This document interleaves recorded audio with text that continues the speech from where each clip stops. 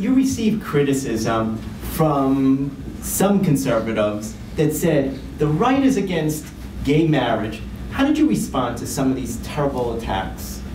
Well, yeah, I did get some blowback from some conservatives. Many conservatives are libertarians, and the leading libertarian institution, the Cato Institute in Washington, D.C., is very much a supporter. But what I had to do is I thought this was right for what we did, and I thought that we could, between the two of us and with other people's help and because of the wonderful plaintiffs that were represented in our case, if we could just talk to people, we could try to say, let's talk about this issue. What do you think damage that I'm doing by representing the right of these individuals to have the happiness? You know, one of the things that David said affected his life was when Mayor Newsom in San Francisco, for a short period of time, allowed persons in San Francisco to get married. And you could see all over this country, you could see newsreels of happy people, tears running down their eyes. They were so happy to get married. That changed a lot of people's minds.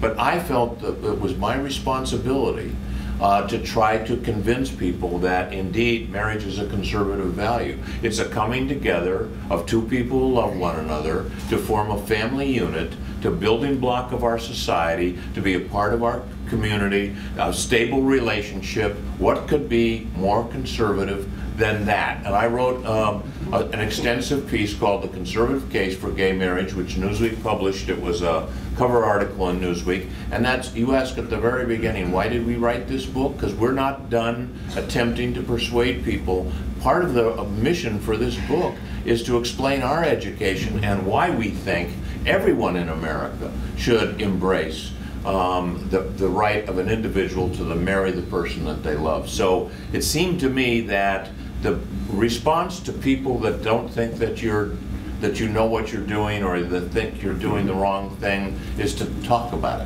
it as much as you can. Meet their arguments. As David pointed out, their arguments sort of dissolve when they're faced with it. And we've changed, I think collectively we've changed a lot of views, and that part of that is reflected in the polls. And part of that is reflected in anecdotal evidence of people who've told me, I thought you were wrong, I thought you were on the wrong side of this. Having listened to this, I've changed my mind.